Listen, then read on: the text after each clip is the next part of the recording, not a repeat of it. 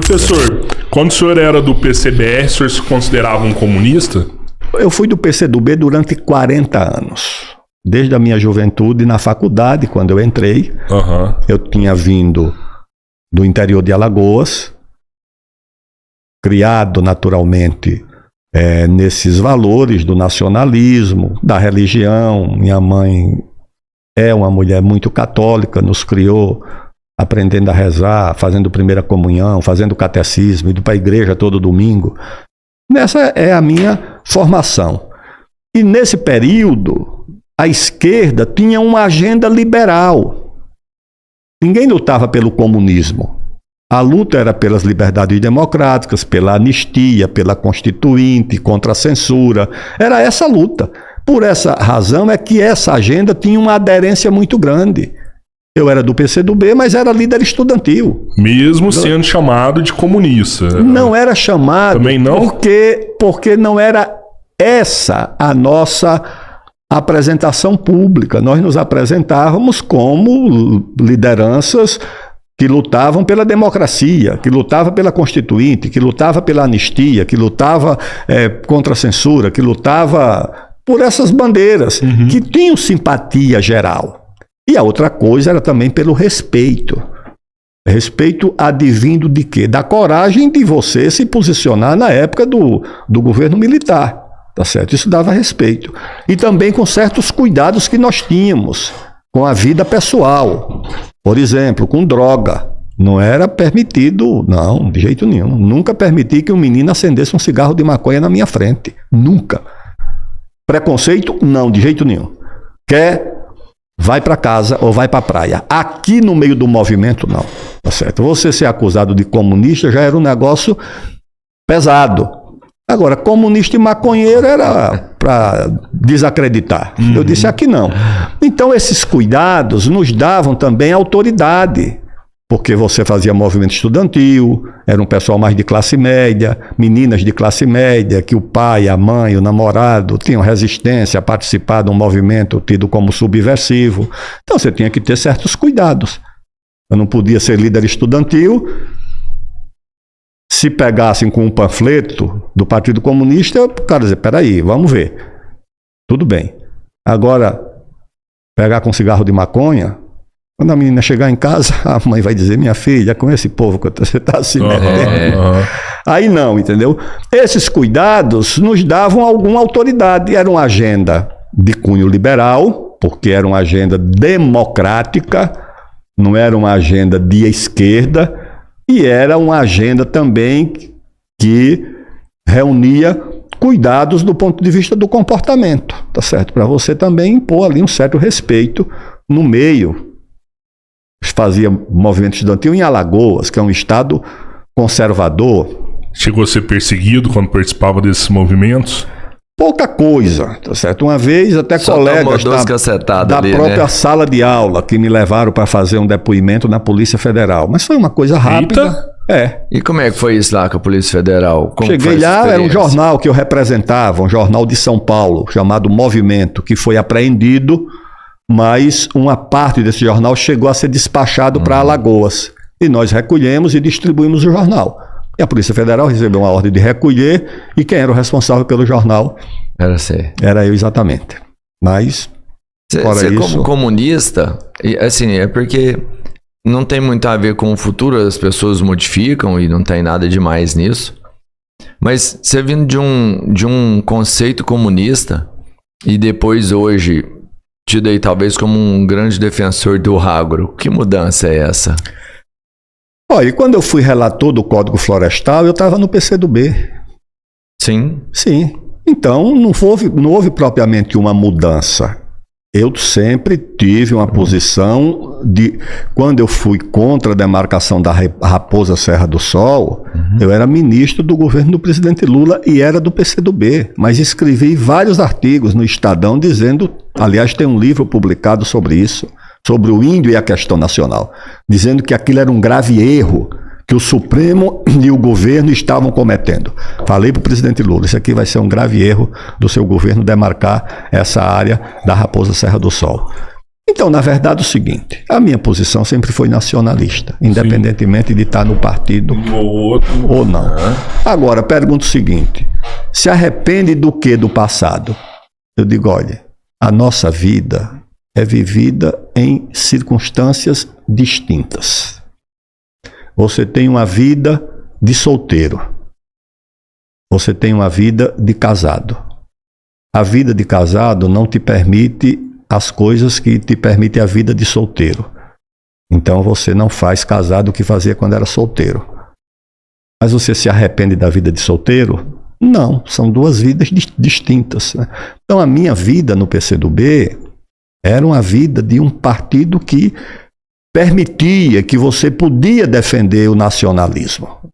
Depois isso foi ficando mais complicado, né? Porque a agenda foi mudando, ao invés da questão nacional, foi mais a questão de gênero, a questão de raça, isso foi sendo um foco mais importante, isso foi gerando algum tipo de incompatibilidade. Eu não me identificava com essa agenda. Não que a luta contra o racismo não seja importante, não que a luta pela defesa dos direitos das mulheres não seja importante. Essas duas lutas são importantes, mas como parte de uma luta geral, e não como parte de uma agenda para dividir o país, para dividir os interesses nacionais, que é o que se faz hoje. É como se o Brasil não fosse um país de um povo só. Não, tem um povo opressor, que é o branco, e um povo oprimido, que é o negro, e num país de mestiço. O que é completamente incompatível com o que nós somos. Isso é uma agenda importada dos Estados Unidos. Isso aqui no Brasil não faz sentido. O basquete foi permitir jogador negro num tempo desse, nos Estados Unidos. Aqui, a primeira luta contra a discriminação racial no futebol foi o Vasco da Gama. Ah, não foi o Flamengo? O Vasco, nos anos 20 ou 30, quando a Liga Fluminense não queria que os jogadores negros participassem. Tem um livro, inclusive, sobre isso, né? Escrito pelo irmão do Nelson Rodrigues, sobre o negro no futebol brasileiro, que isso está contado. O Palmeiras aqui, o Palestra Itália, ao promover os italianos, que também eram discriminados. Os italianos eram discriminados aqui, os italianinhos. Tinha jornal que, mesmo quando o Palestra ganhava, não divulgava a escalação do Palestra, só divulgava a escalação do adversário. Então o futebol foi um instrumento da luta contra esse preconceito. Mas voltando então à questão do Brasil de hoje, né? É que a esquerda foi abandonando essa agenda nacional e foi abraçando essas agendas assim dos costumes, do comportamento, do meio ambiente, que é uma agenda mais de um setor da classe média, e isso levou a um certo afastamento, tá certo? O distanciamento foi por parte deles, não por parte do não foi. As minhas convicções sempre foram essas.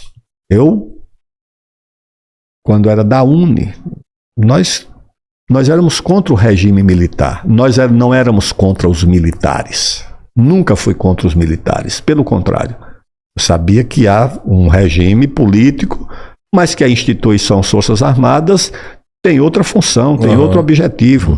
Então isso para mim sempre foi muito claro, mas hoje não. Há, infelizmente, um sentimento meio antimilitarista em vários setores da sociedade, não é só na esquerda, não. O que me surpreendeu, professor, é que, assim, por exemplo, a gente está com 1.300 pessoas acompanhando agora, e eu vejo, assim, um sentimento de gratidão pela maioria das pessoas, assim, admiração. Tem várias mensagens aqui falando que o senhor é o maior brasileiro que a gente já teve no país, e admiração das pessoas.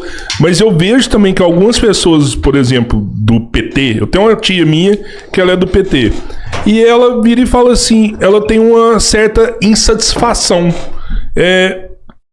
Pelo visto, então, ela esperava algo de você, mas ela que não te conhecia, porque você sempre foi o mesmo. Você não mudou. O problema é que ela não te conhecia. Olha, eu fui ministro, eu fui o primeiro líder do governo do presidente Lula. Depois eu fui ministro da coordenação política. Depois eu fui ministro do esporte. Depois eu fui ministro da defesa. Eu fui presidente da Câmara. Tudo isso lá no governo Lula, Dilma. Fui relator do Código Florestal no governo da Dilma. Fui relator da lei dos transgênicos no governo Lula. E tudo com posições nacionalistas. Algumas delas apoiadas pelo governo. No caso da lei dos transgênicos, eu lembro que a Marina era contra, outros setores eram contra, e o Lula apoiou. Não apoiava abertamente, mas eu sentia que eu podia fazer o relatório do jeito que eu queria, para liberar pesquisa com célula-tronco, que estava proibido, uma coisa completamente absurda. Na coisa da Raposa Serra do Sol, eu acho que ele concordava, mas a pressão externa das ONGs, inclusive do Itamaraty, ameaçando que o governo ia se desgastar lá fora no mundo, né? Mas eu defendi essas posições. Eu tenho respeito, e mais do que respeito, é um sentimento que não caduca com o tempo, que é a gratidão pela confiança que recebi. A presidente Dilma tinha uma absoluta confiança em mim, nunca me negou nada que eu pedisse, coisas importantes na área de defesa, recursos para terminar esse programa do KC-390, recursos para fazer as corvetas, as 4 corvetas que a Marinha precisava, recurso para fazer a preparação da Olimpíada, o Plano Brasil Medalhas, tudo isso eu tive. Então, agora, eu também correspondi à confiança deles. Eu fui ministro de 4 pastas. Eu nunca tive uma conta minha rejeitada pelo Tribunal de Contas. Eu nunca tive um processo no Supremo Tribunal Federal. Eu nunca tive uma ação do Ministério Público contra mim.